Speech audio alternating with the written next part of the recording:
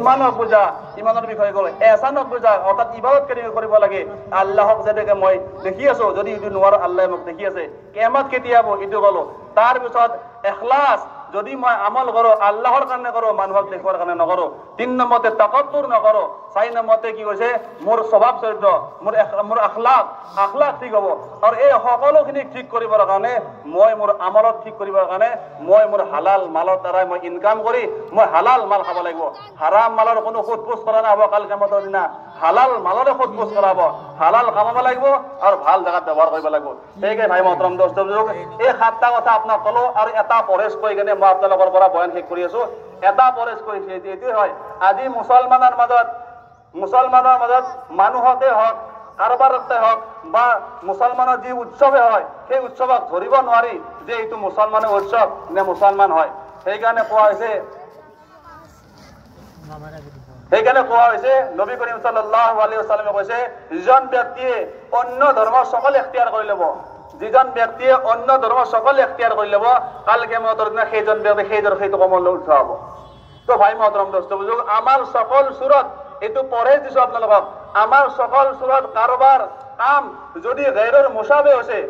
মান তাশাব্বাহাল কওম ফাহুৱা মিন জন ব্যক্তি বেলেগ কমৰ মুশাবাত এখতিয়াৰ কৰি লৈছে সেইজন ব্যক্তিক জাহান্নামত নিক্ষেপ কৰাব কাল কিয়ামতৰ দিনা সেইজন ব্যক্তিৰ লখাৰা কৰা হ'ব আজি ভাই মহতৰম দোস্ত কিবা খুশিৰ কাম হলে কি আমি বম মাৰিব লাগে নেকি আমি বম মাৰিব লাগে নেকি আজি মুছলমানৰ মাজত কোনো এজন ব্যক্তিয়ে কবৰ কাৰণে সাহস নকৰে ভাই মহতৰম দোস্ত বুজুৰ্গ আমাৰ বিল মাৰুফ যিটো বস্তুত কোনো লাভ নাই ইন্নাল মুবাজ্জিৰিনা কানু ইখওয়ানাশ শায়াতিন ফুজুল খৰচ কৰনে वाला শয়তানৰ ভাই হয় কৈছে ইসলামত ইটো কোনো এনেকুৱা নাই যে ইসলামৰ কোনো এটা কাম হলে তাক বম ফুটাব আৰু আজি পেজি দেখা পাইছো যে ঈদৰ যিটো সিস্টেম বনোৱা হয় ঈদগাহত যিটো মানে কি গেট লগোৱা হয় বহুত লাইটিং সিস্টেমৰ কাৰণে কি হয় দৰকাৰ আছে ভাই মহতৰম দোস্ত বুজুৰ্গ আপোনাক সৱাল কৰিছো আমাৰ নামাজ কোনো লাইটিং নহয় কেৱল দিনতে হয় লাইটিংৰ কোনো দৰকাৰ নাই কাৰণ কিয় আমাৰ ইসলাম ধৰ্ম ফুজুল খৰচ কৰাৰ কাৰণে নহয় তাৰ কাৰণে ভাই মহতৰম দোস্ত অনুৰোধ কৰিছো আমিও যদি অন্য ধৰ্মৰ কোনো বস্তু আমি যদি সকল এখতিয়াৰ নকৰো সেইকাৰণে নবী কৰিম সাল্লাল্লাহু আলাইহি জামানাত যেতিয়া ইহুদীসকলে মানে ৰোজা ৰাখিব বিচাৰিছিল ইহুদী ৰোজা ৰাখিছিল এটা ৰোজা ৰাখিছিল এইকাৰণে ৰাখিছিল যেতিয়া ফেৰাউনৰ পৰা যেতিয়া মুছা পাৰ কৰা হৈছিল তেতিয়া নবী কৰিম জামানাত কৈছিল আমি এটা ৰোজা ৰাখিছিলো মহৰমত কেনেকৈ ৰাখিছিল এটা ৰোজা ৰাখিছিলো কাৰণ কি সেই সময়ত ফেৰাউনৰ পৰা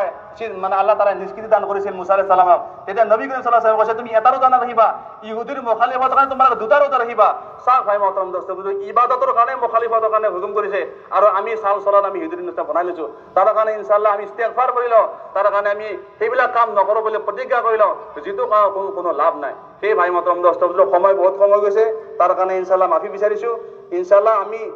নামাজৰ তৰতিবখিনি আমি বুজি লওঁ কেনেকৈ নামাজ আদায় কৰা হ'ব ঠিক আছে